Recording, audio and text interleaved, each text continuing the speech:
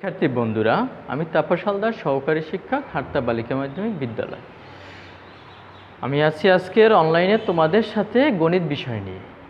আজকের আমাদের আলোচনা হবে 13.1-এর সৃজনশীল প্রশ্ন নিয়ে। গত ক্লাসে আমি সমান্তরধারার nতম পদের সমষ্টি সেই সূত্র দ্বারা অঙ্ক করার চেষ্টা করেছি। তোমরাও বাসায় সেগুলো চেষ্টা করেছো। তো আজকের আমরা সৃজনশীল নিয়ে সমাধান করার জন্য চেষ্টা করব। দেখো, আজকের সৃজনশীল প্রশ্ন হলো 9 + 7 + 5 প্লাস ধারাটির n সংখ্যক পদের যোগফল দেয়া আছে -144। সেই প্রশ্ন থেকে আমাদের তিনটা প্রশ্নের অ্যান্সার করতে হবে। ক নম্বর হলো ধারাটির প্রকৃতি কিরূপ এবং সাধারণ অন্তর কত। খ নম্বর হলো ধারাটির কততম পদ 11 -11। গ নম্বর হলো n এর মান নির্ণয় করো। তো শিক্ষার্থী বন্ধুরা, আজকের আমরা সেই ক, খ, ঘ এই যে সৃজনশীল প্রশ্নটা আছে সেটা আমরা সমাধান করার চেষ্টা করি।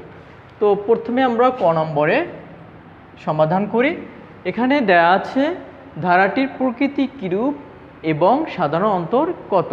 তো প্রকৃতি বলতে বোঝাচ্ছি যে এটা কোন ধরনের ধারা হবে এবং তার সাধারণ অন্তর কত হবে। তো আমরা ধারা থেকে দেখতে পাচ্ছি যে প্রথম পদ এখানে 9, দ্বিতীয় পদ 7, তৃতীয় পদ আছে 5, এভাবে আছে আমাদের অসীম ধারা। তো ধারাটির অসীম ধারা থাকার জন্য এখানে n সংখ্যক আমরা ধরে নিয়েছি। তো লিখতে পারি কি যে ধারাটির প্রথম পদ a সমান দেয়া আছে 9। ধারাটির সাধারণ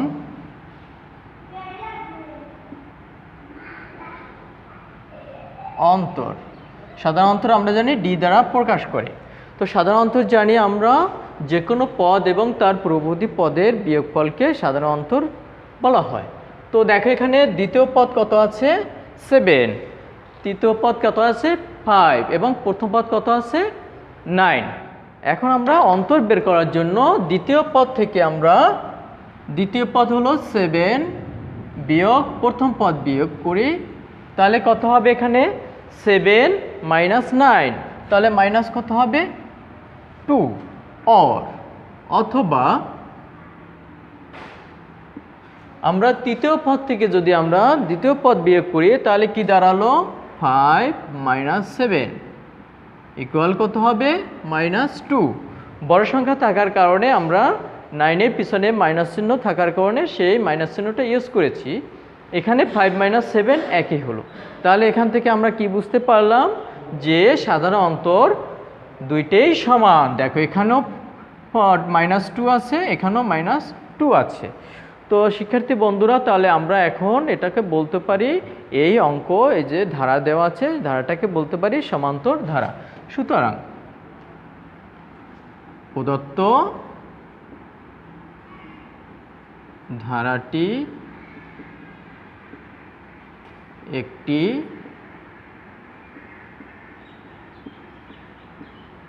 সমান্তর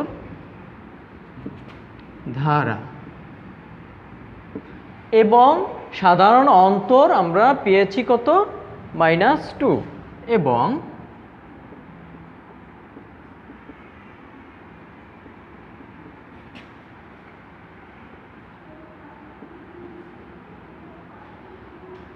তাহলে আমরা ক নম্বরের সমাধান করে ফেললাম। কিভাবে হলো? সাধারণ অন্তর বের করে নিলাম -2 এবং ধারাটি কোন ধরনের সেটাও আমরা বের করে নিয়েছি।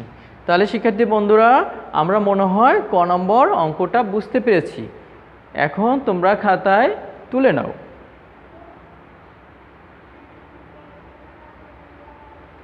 তো একে একে আমরা এখন খ নম্বর অঙ্কটা সমাধান করার চেষ্টা করি। খ নম্বর বলছে ধারাটির কততম পদ 11।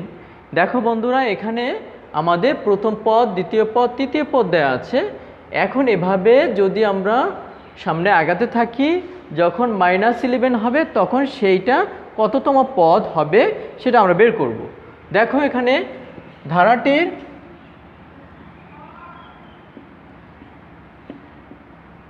প্রথম পদ আমরা পেয়েছি a সমান 9। ধারাটির সাধারণ অন্তর পেয়েছি 7 মাইনাস 9 মাইনাস কত 2। এখন আমরা ধরে নিব যে ধারাটি কততম পদ -11 সেটা আমরা ধরে নিতে পারি। মনে করি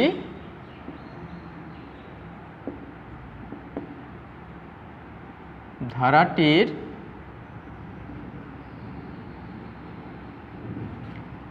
n-তম পদ -11। তো আমরা কিন্তু জানি, পূর্বের অধ্যায়ে আমরা শিখেছি যে n-তম পদ সমান্তর ধারার n-তম পদ সূত্র জানি। তো আমরা জানি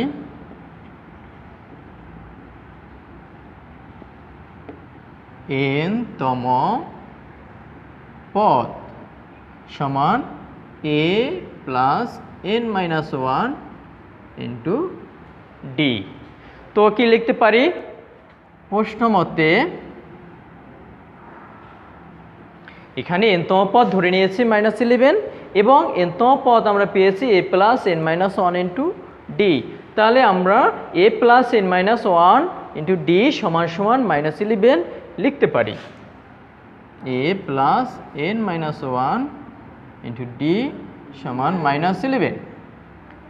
এখন আমাদের a এবং d এর মান জানা আছে, সেই মানগুলো বসিয়ে n এর মানটা বের করব। a মান 9 প্লাস n এর মান আমরা জানি না, d এর মান আমরা পেয়েছি -2। এখন দরকার হলে এখানে আমরা ব্র্যাকেট দিয়েও রাখতে পারি মাইনাস কত 11।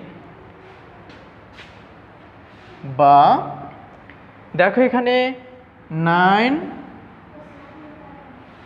এখানে -2 এর সাথে মাইনাস n এখানে গুণ করব, তাহলে n আর 2 গুণ করলে হবে 2n, আর প্লাসে মাইনাসে হবে মাইনাস, তাহলে গুণ করলে হবে 2n।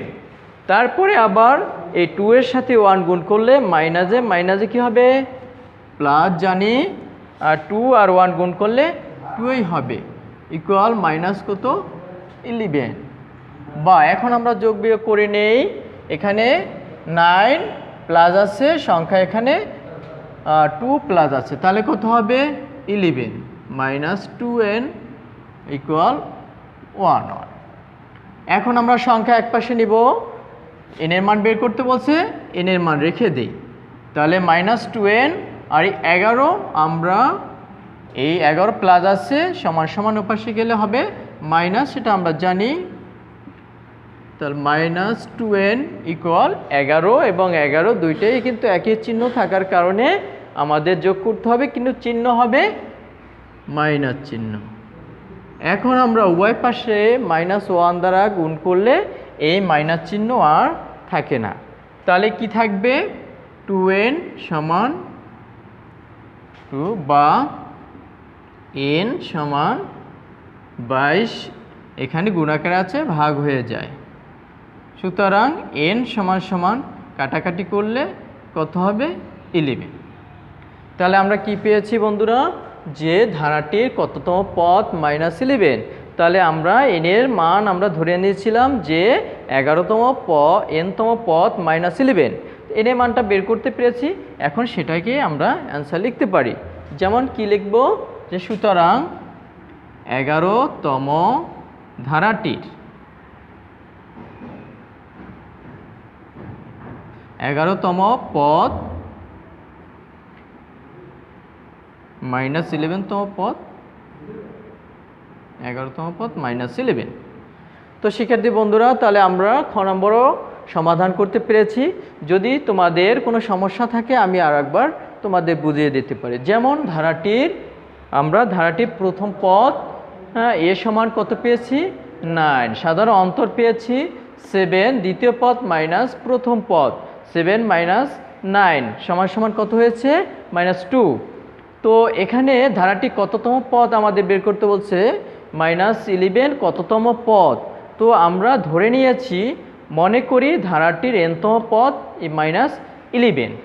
এখন আমাদের জানা আছে যে সমান্তর ধারার nতম পদ a plus n-1 into D. এখন দেখো একটা ব্যাপার হলো যে ধারাটি nতম পদ -11 ধরেছি, আবার nতম পদ a plus n-1 into D. তাহলে প্রশ্ন মতে আমরা লিখতে পারি যে a plus n-1 into D সমান সমান -11। এখন কাজ হলো আমাদের a এর মান বসানো এবং d এর মান বসিয়ে আমরা এভাবে অঙ্কর n সংখ্যক n এর মানটা বের করতে পেরেছি 11। তো নেক্সটে আমরা অ্যান্সার যখন লিখতে যাব যে 11তম পদ যখন আমরা প্রথম পদ দ্বিতীয় পদ তৃতীয় পদ এভাবে করতে করতে যখন 11তম পদ আমরা পাবো তখন সেই মানটাই হবে 11। তো শিক্ষার্থী বন্ধুরা এখন আমরা খ নম্বরে সমাপ্ত করলাম, গ নম্বরে আমরা চলে যাচ্ছি। তো গ নম্বরে অঙ্কটা একটু খেয়াল করি কি করতে বলছে যে n এর মান নির্ণয় করো। এখানে একটা জিনিস আমাদের দেয়া আছে, ধারাটির n সংখ্যক পদের যোগফল और সমষ্টি একই জিনিস। তো আমাদের দেওয়া আছে n সংখ্যক পদের যোগফল -11। তো সমান্তর ধারাটির আমাদের জানা আছে এর মান এর মান পেয়েছি 9 এবং d এর মান কত পেয়েছি, d এর মান -2 পেয়েছি। সেটা আগে লিখে নিই আমরা যে ধারাটির প্রথম পদ a সমান 9, ধারাটির সাধারণ অন্তর d সমান 7 - 9, সেটা আমরা পেয়েছি আগে জানা আছে। এখন দেখো ধারাটির n সংখ্যক পদের যোগফল দেয়া আছে কিন্তু আমাদের সূত্র থেকে n সংখ্যক পদের সমষ্টি আমাদের জানা আছে। তাহলে সমান্তর ধারার আমরা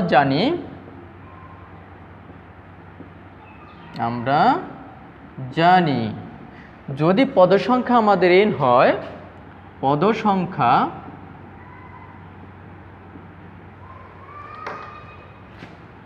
n হলে n সংখ্যক পদের সমষ্টি Sn equal n/2 2a plus n-1 into d। এখন দেখো আমরা সূত্র থেকে পেয়েছি n সংখ্যক পদের সমষ্টি n into n/2 second bracket 2a plus n-1 into d। এখন আর একটা ব্যাপার হলো বইয়ে কিন্তু আমাদের প্রশ্নে সৃজনশীল প্রশ্নে দেওয়া আছে যে n সংখ্যক পদের সমষ্টি -144। এখন বন্ধুরা আমরা কি করতে পারি, প্রশ্ন মতে দিয়ে আমরা ওই দুইটা সমষ্টি সমান দিয়ে ক্যালকুলেশন করে যেতে পারি। তো প্রশ্ন মতে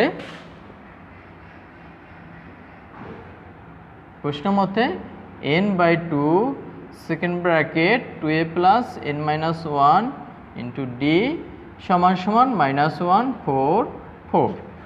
এখন আমাদের কাজ হলো যে n এর মান বের করা। n এর মান আমরা পাইনি, n ঠিকই থেকে যাবে 2। আমরা এর মান বসাতে পারি 9 প্লাস n-1 ইন্টু d এর মান -2 সমান 144। বা এখন খেয়াল করে এখানে 9 দুগুণ কত হবে 18, আর n/2 রয়ে যাবে 18, আর -2 দ্বারা এই n এর সাথে যদি গুণ হয় তাহলে কি হবে 2n, কিন্তু মাইনাসে প্লাসে আমাদের কি হবে মাইনাস। এখন দেখো আবার 1 এর সাথে যদি 2 গুণ হয় তা 2 আর 1 গুণ করলে হবে 2, কিন্তু এখানে যে মাইনাস আর এখানে মাইনাস হবে প্লাস, সমান সমান -144। বা n/2 এখানে দেখো সংখ্যা আছে 18 এবং কত আছে 2, 18 এবং 2 যোগ করলে হবে 20 -2n সমান সমান 144। বা n/2। এখন একটা ব্যাপার হলো দেখো এখানে কিন্তু আমরা একটা জিনিস কমন নিতে পারি।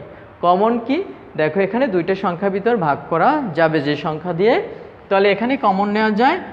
2 কমন যদি নেই তাহলে 20 ভিতর যাবে 2 10 বার মাইনাস, এখানে 2 এর ভিতর 2 যাবে একবার, কিন্তু রয়ে যাবে কি আমাদের n ইকুয়াল 1 4 4। এখন দেখো এখানে এই 2 আর 2 আমরা বাদ দিতে পারি, তো রয়ে যাবে n ইন্টু 10 মাইনাস n সমান সমান 1 4 4। তো শিক্ষার্থী বন্ধুরা আমি এখান থেকে মুছে নেই।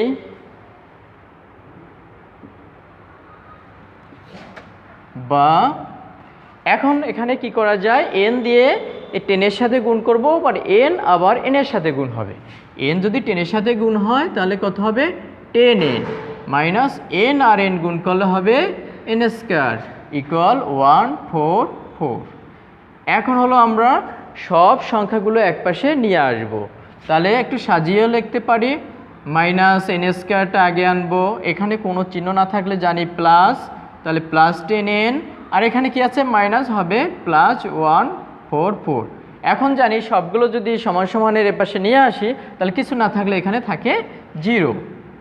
বা এখন দেখো আমরা মিডল টার্ম করতে পারি। মিডল টার্ম করার জন্য আমাদের প্রথমে যদি মাইনাস থাকে তাহলে এই মাইনাসটা আমাদের রাখা যাবে না, সেজন্য আমরা মাইনাস চিহ্ন যদি সবগুলো থেকে কমন নেই তাহলে দেখো চিহ্নগুলো সব পরিবর্তন হয়ে যাবে। তাহলে মাইনাসে প্লাসে মাইনাসে মাইনাসে প্লাস হবে, মাইনাসে প্লাসে মাইনাস 10n এবং মাইনাসে প্লাসে আবার মাইনাস 1 4 4। বা এখন দেখো ওয়াই পাশ থেকে যদি আমরা মাইনাস 1 দ্বারা গুণ করি তাহলে এই মাইনাস চিহ্নটা আর থাকবে না, তাহলে আমাদের থেকে যাবে n square minus 10n minus 1 4 4 equal 0। এখন আমরা সমাধান করার চেষ্টা করব। এটা একটা মিডল টার্মের অঙ্ক, আমরা 3.3-এ যে অঙ্কগুলো করেছি গণিত বইয়ে সেই মিডল টার্ম অঙ্ক চলে যায়। মিডল টার্মটা কি, আমাদের এই 144-এ ভাঙিয়ে মাঝের সংখ্যাটা তৈরি করে নিতে হবে। তো সেজন্য আমরা 144-এ যদি ভাঙাই, দেখো 144-এ প্রথমে আমরা ভাঙিয়ে নেব, তাহলে কত দিয়ে যায়, প্রথম ছোট সংখ্যা দিয়ে আমরা করার চেষ্টা করব। ছোট সংখ্যা 2 হবে 7 এবং 2, আবার 2 দিয়ে 36, আবার 2 দিয়ে দিলে কত হবে 18। নেক্সটে আবার যদি 2 দিয়ে দেই 9, তারপরে 3 দিয়ে। এখন আমাদের তৈরি করতে হবে কত 10। তাহলে কি করা যায় দেখো 9 3 3 9, 9 2 কত হবে 18। আর এখানে যদি এই 3টা গুণ করা হয় 2 2 4, 4 2 কত হবে 8। তাহলে এখানে পেয়েছি আমরা 18, এই 3টা গুণ করে পেয়েছি 18 এবং এই 3টা উৎপাদক যে আমাদের যে গুণ করে কত পেয়েছি 8। এখন দেখো 18 থেকে 8 যদি বিয়োগ করি তাহলে আমাদের মাঝে এই সংখ্যাটা থাকবে। তো n স্কয়ার, এখানে বড় সংখ্যা কোনটা বলো তো, তো এখানে কিন্তু মাইনাস চিহ্নটাই রয়ে যায় প্রথমে। বড় সংখ্যা আমাদের 18 সাথে n। এখন দেখো এখানে কত আছে 10, কিন্তু লিখে ফেলেছি কত মাইনাস 18, তাহলে কমাতে হবে, তাহলে এখানে চিহ্নটা দিতে হবে বিপরীত চিহ্ন, মাইনাস 1 4 4 ইকুয়াল 0। এখন এই দুইটা দিয়ে কি কমন যায়, এখানে দুইটা সংখ্যা থেকে কমন নিতে হবে। তাহলে আমরা জানি এখানে n আছে দুইটা, এখানে n আছে একটা, তাহলে একটা n আমাদের কমন যায়।